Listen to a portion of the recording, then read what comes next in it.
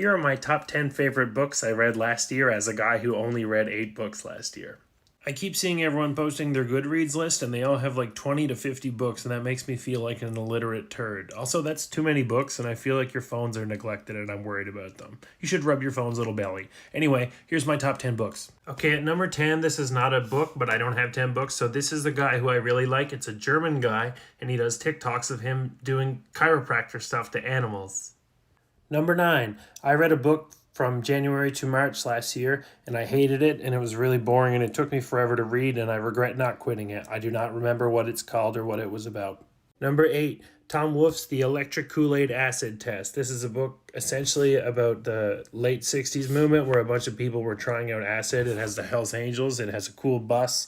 I don't know how this was so boring, but I hated it. Stephen Brunt's Searching for Bobby Orr. I like this. It only has Bobby Orr's young life, so it does not cover the part where he became a big conservative dipshit.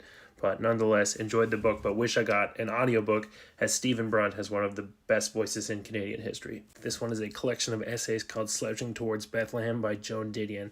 It was nice, it was funny, I enjoyed it while I was reading it, but I cannot really remember anything about it now. Number 5, Maya Angelou's I Know Why the Caged Bird Sings. This was brilliant, and I'm sure that you guys are very curious about a 37-year-old white man's opinion about Maya Angelou's writing, so I'll do a long, different, separate TikTok about that. Number 4, The Slaughterhouse-Five. I absolutely love this, but it is one of those things that is so hyped that it's hard to meet the expectation of what others have put on it. That said, I thought this was incredible, and I loved it. Number 3, Kurt Vonnegut's Breakfast of Champions. I do not understand what this book is about or what it was trying to tell me, and I loved every page. Number 2, Chaos, Charles Manson, the CIA, and the Secret History of the 60s. So this started as a kind of deep dive essay about the Manson murders, but ended up being a 20-year project that uncovered some really crazy stuff.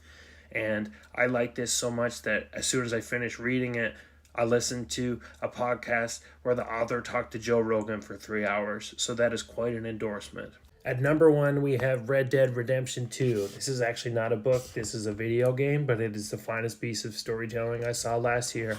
I had such a good time, and I gotta be honest, I don't think reading should be about telling people how many books you read. I think it should be about having fun, and my reading goal next year is to have a good time.